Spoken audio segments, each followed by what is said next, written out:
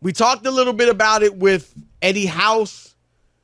James Harden came out, of course, called his general manager, Daryl Morey, really was one of his biggest advocates in the league for most of his career, right?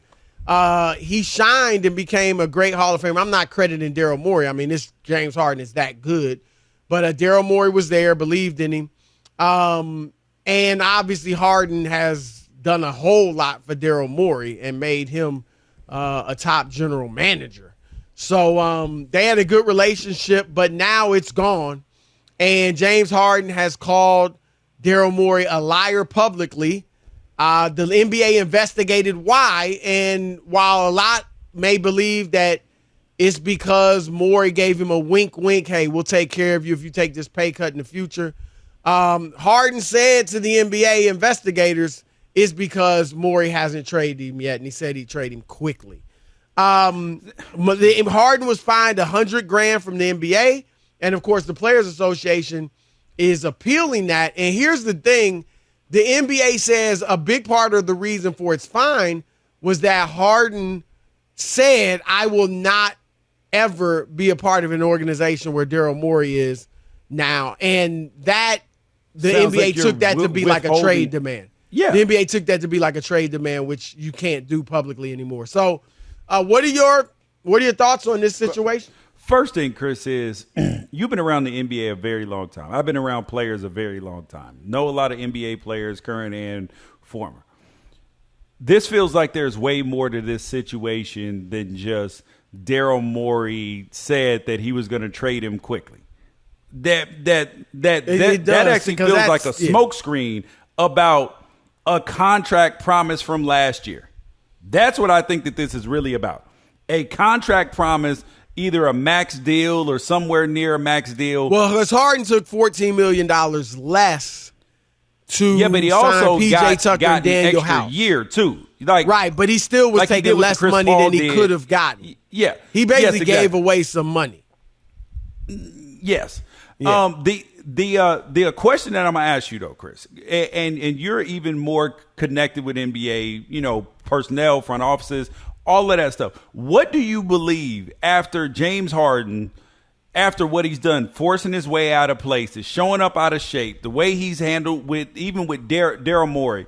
I believe, obviously, he's clearly very talented. He just led the league in assists, but there can't be a ton of teams saying, "I'm gonna sign up for that. I'm going to sign up to give him 4 years, $200 million." There can't be a whole lot of teams that are signing up for that. He feels I wouldn't. I can't think of one that should. Yes, and it's not just because he's laid waste to 2 on his way to 3 franchises. 2 of them contenders. Yep. Right? 2 of them legitimate contenders. It also, of course, is the fact that, as you alluded to when we talked with Eddie House, he's come up small. Yes. In too many big situations.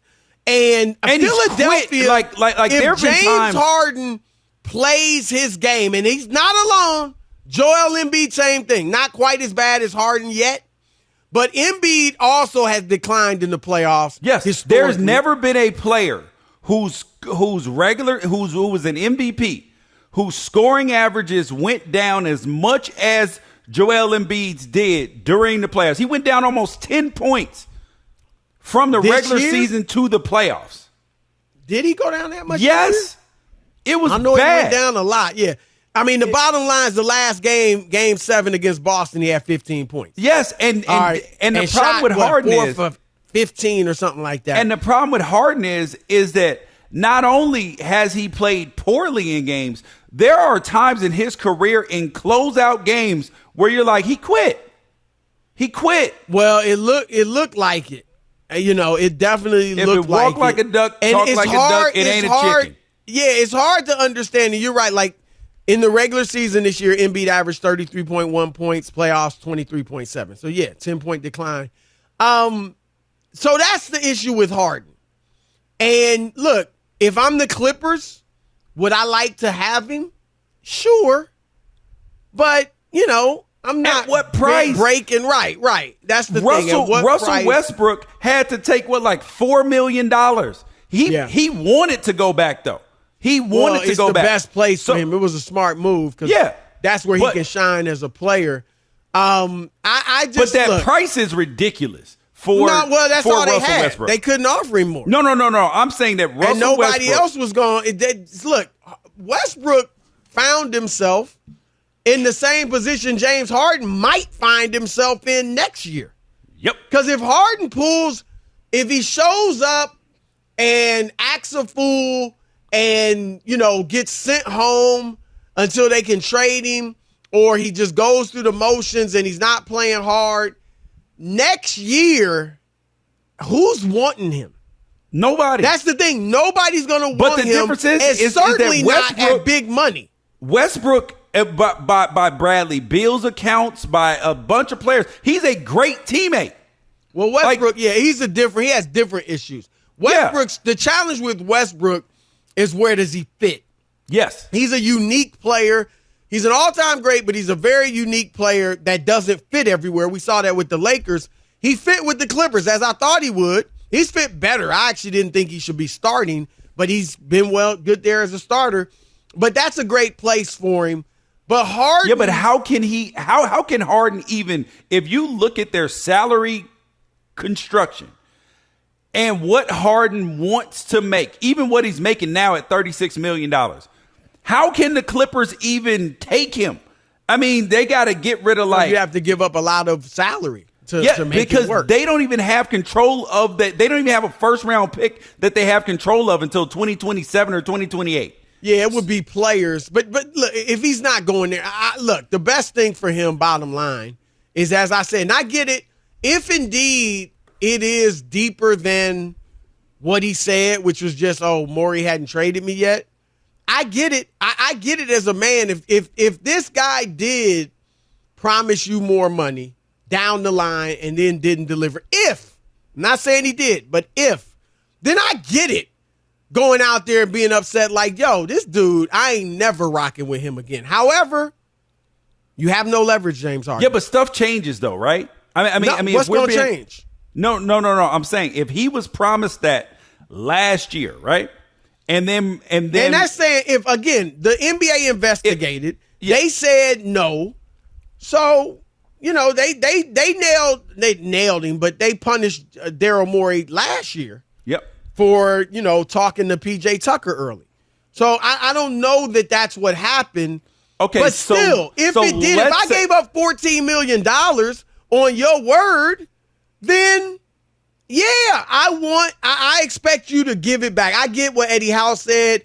Business is business. He's right. And James Harden, I hate to say it, James, but you've done the same thing. You did the same thing to Houston. They gave you a big long-term deal, and you decided at some point, you know what? I'm not with this. I'm not going to play hard. If he played well in Game 6 and Game 7, do you believe that he would have a new contract? Yes. I don't know. I mean, and then the other part about this, Chris, what they do in the next series, Here is the other part about this, Chris, is that let's say that either way it was that he wanted to be traded, or that last year that they promised him money and they didn't give it to him.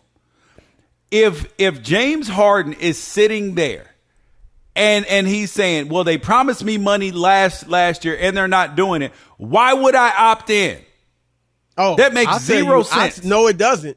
That's the only smart thing Harden has done in this whole situation. He knew what happened. The reason he started dropping all that nonsense about going to Houston on Christmas Day or around Christmas Day and the rest of the season was because he wanted to put the pressure on Philadelphia to give him a big contract. And if Houston was going to give him a big deal, then the Sixers presumably would pay him the big deal to keep him there and keep competing with Joel Embiid for titles.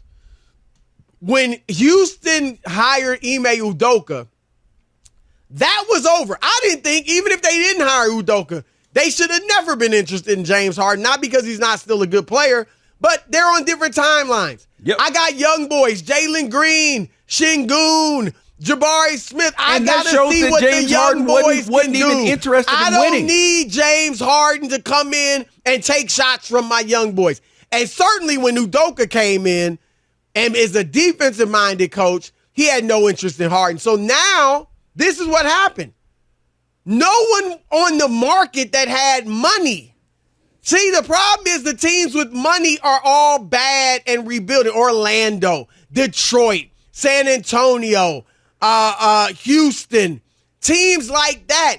Why in the world would they want James Harden? He realized that. His agent told him, look, man, first of all, you probably don't want to go to any of these places either, but they don't need you. They're not giving up big money. They're rebuilding.